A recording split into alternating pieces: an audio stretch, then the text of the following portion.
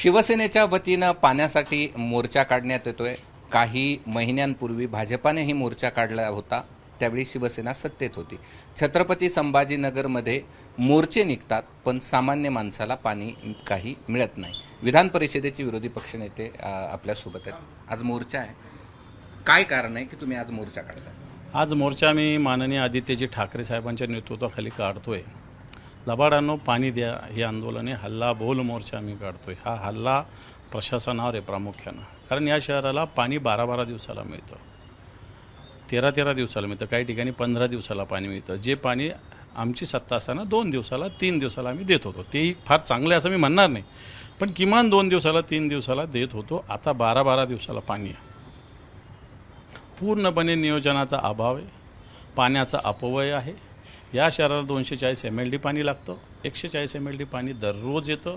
याचं जर नियोजन केलं तर 1 दिवसाआड पाणी या शहरातील प्रत्येक घराला मिळू शकतं, परंतु हा नियोजनाचा अभाव, सत्ताधारी लोकांचा प्रशासनावर कोणत्याही प्रकारचं नियंत्रण आहे। प्रशासनावर नियंत्रण गुत्तेदारीसाठी आहे, कॉन्ट्रॅक्ट मिळवण्यासाठी आहे, स्वार्थासाठी आहे, परंतु लोकांना पाणी देण्यासाठी नियंत्रण या लोकांचं नाही।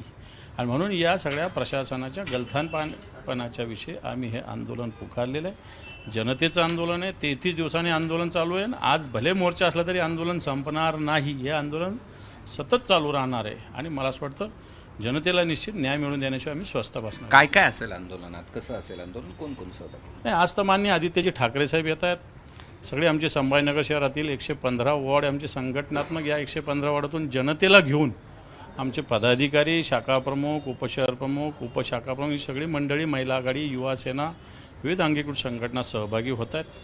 वेगवेगळ्या पद्धतीनं देखावे याच्यामध्ये पाण्याच्या दाहकतेविषयी असणार आहे, चित्ररथ या मोर्चामध्ये असणार आहे। आणि याच्यातून आम्ही एक शहराच्या पाण्याची भीषणता जनतेसमोर मांडणार आहोत। मान्य आदित्यजी आहेत, मान्य खैरे साहेब आहे, आम्ही सगळे याच्या मोर्चात राहू। भाजपाने तुमच्या आंदोलनाला उत्तर दिलंय आणि त्यांनी स्लोगन तयार केलंय की लबाड लांडगं सॉंग करतंय, ढोंग करतंय आणि पाणी मागायचं सॉंग करतंय। मला असं वाटतं भारतीय जनता पार्टीने हे स्वतःच्या अंगावर घ्यायची गरज नव्हती। आम्ही काही लबाड त्यांना म्हटलेलंच नाही आहे। आमच्या आंदोलनाचं नाव आहे लबाडांनो पाणी द्या। त्यांच्या हातात पाण्याचं लाईन आहे का, पाईप आहे का, ते पाणी देत आहे का आम्हाला? पाणी तर प्रशासन देत आहे। त्याच्यामुळे मला असं वाटतं त्यांनी अंगावर हे आंदोलन घेण्याची गरज कोणती नाही। हा, हे एक मान्य आहे की त्यांनी 2022ला मोर्चा काढला होता देवेंद्रजीच्या नेतृत्वाखाली, तेव्हाच आम्ही 2 दिवसाला 3 दिवसाला पाणी देत होतो। आणि यांनी सांगितलं होतं की आमच्या हातात सत्ता द्या, आम्ही दररोज पाणी देऊ। आता त्यांच्या हातात सत्ता देऊन 3-3.5 वर्ष झालेले, उलट आमच्या काळात 2 दिवसाला 3 दिवसाला पाणी मिळत होतं, जे आता 12 दिवसावर गेलेलं आहे। आणि मला असं वाटतं नंतर विधानसभा निवडणुकीच्या काळात ते देवेंद्रजी इथं आले होते, जाहीर सभेत त्यांनी भाषण केलं होतं की आम्ही 3 महिन्यात पाणी देऊ। इथले मंत्री अतुलजी सावे यांनी जलसम्राट पदवी स्वतःला लावलेली आहे। आता टँकर सुरू करायची वेळ त्यांच्यावर आलेली आहे, पत्रक वाटायची वेळ आलेली आहे। आणि त्याच्यामुळे मला असं वाटतं भारतीय जनता पार्टी या आंदोलनानं भेदरलेली, घाबरलेली, परंतु आमचं आंदोलन भारतीय जनता पार्टीच्या विरोधात नाही। लबाडांनी आम्हाला शिकवू नये, सावे म्हणतात। मला असं वाटतं भारतीय जनता पार्टी आमच्याबरोबर सातत्यानं 1988 पासून सत्तेत आहे। 4 महापौर भारतीय जनता पार्टीचे झालेले, स्टँडिंग कमिटीचा चेअरमन दर वर्षाआड भारतीय जनता पार्टीचा होतो। आणि या सगळ्या प्रोसेसमध्ये भारतीय जनता पार्टी आमच्या बरोबरीने आहे। आणि म्हणून मला असं वाटतं मागचा इतिहास काय काय झाला आहे, त्यांनीच या योजनेविषयी कशा पद्धतीनं आंदोलनं केली होती। त्यांच्याच पक्षाचे खासदारी याचे कॉन्ट्रॅक्टर होते, ते जीचे काय मालक, त्यांचं नाव मला माहिती नाही। आणि मला असं वाटतं असं सगळं असताना भारतीय जनता पार्टीनं, मी पुन्हा एकदा सांगतो की आमचं आंदोलन जनतेचं आहे, जनतेसाठी आहे, प्रशासनाच्या विरोधात आहे। 25 वर्ष महापालिकेमध्ये सत्ता, 2.5 वर्ष मुख्यमंत्रीपद, भाजपाला अनेक वर्ष म्हणजे 5 वर्ष अधिक आत्ताचे जे काही मुख्यमंत्रीपदाचा कार्यकाल झाला असेल, एवढं सगळं मिळालंय, एवढं सगळी भरभरून संभाजीनगरकरांनी तुम्हाला आणि भाजपाला दोघालाही मतं दिलेत। कुणामुळं संभाजीनगरकरांच्या पाण्याचे हाल आहेत? तुम्ही मुद्दा समजून घेत नाही। आमची तर पाण्याची कमतरता मुळीच नाही आहे। जे काय असेल, नियोजन नसेल, काय असेल, कुणामुळे, तुमच्यामुळे की भाजप? आम्ही जोपर्यंत सत्तेत होतो, महापौर 2020 पर्यंत होता, उद्धवजींची सत्ता 2022 जूनपर्यंत होती।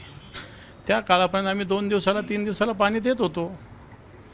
आता 2025 मध्ये 12 दिवसाला 15 दिवसाला पाणी झालं। हे कोणाचा काळ आहे? आमचा महापौर नाही आहे। तर चला, हे लोकसंख्या वाढल्याचा नाही प्रश्न। 240 MLD पाणी आम्हाला लागतं, 140, मी वारंवार सांगतो की 140 MLD पाणी येतं। नाही दररोज 1 दिवसाआड पाणी आम्ही देऊ शकतो. आता आमच्या आंदोलनाला 12 दिवसाला 13 दिवसाला होतं पाणी, काही ठिकाणी 6 दिवसाला, काही ठिकाणी 7 दिवसाला, काही ठिकाणी 5 दिवसाला पाणी झालं ना. म्हणजे प्रशासनावर नियंत्रण ठेवलं तर या गोष्टी होऊ शकतात. ते नियंत्रण ठेवण्याची क्षमता आमच्याच मनगटात आहे. माझा सरळ प्रश्न आहे, तुमच्यामुळं पाण्याचे हाल आहेत की भाजपामुळे? मी भाजपलाही दोष देत नाही आणि आमचा काही दोष असेल तर तो मान्य केलेला आहे आम्ही, तो आधीच्या काळात. पण मला सांगा 2022 पासून आमची कोणती सत्ता नाही, 2020 पासून या शहराला महापौर नाही, 2022 पासून चला ठीक आहे आम्ही गाय मारली तर तुम्ही वासरू मारायचं का? तुमच्याकडं जी पाण्याची पाईपलाईन नवी होणारी हा स्वतंत्र मुद्दा आहे, पण पाणी जे येतं त्याचं नियोजन हा स्वतंत्र मुद्दा आहे. भारतीय जनता पार्टीचे मंत्री आहेत इथं या शहरामध्ये, त्यांचं सरकार आहे इथं, त्यांचं प्रशासनावर कोणत्याही प्रकारचं नियंत्रण नाही. राजकीय आरोप शिवसेनेवर करण्याची आवश्यकता नाही. प्रशासनावर त्यांनी वठणीवर प्रशासनाला आणण्याची आवश्यकता आहे. धन्यवाद. हे होते विधान परिषदेचे विरोधी पक्षनेते अंबादास दानवे. खरं तर दोनही पक्षाच्या संभाजीनगरवरती निर्विवाद त्यांची सत्ता राहिलेली आहे, मात्र तरी देखील आता वेगवेगळे झालेत, वेगवेगळे मोर्चे निघालेत. सामान्य औरंगाबाद छत्रपती संभाजीनगरकरांचा पाण्याचा प्रश्न मात्र अद्यापही कायमच आहे. कॅमेरामन धनंजय दारुंटेसह मी कृष्णा केंडे, एबीपी माझा, छत्रपती संभाजीनगर. एबीपी माझा, उघडा डोळे बघा नीट.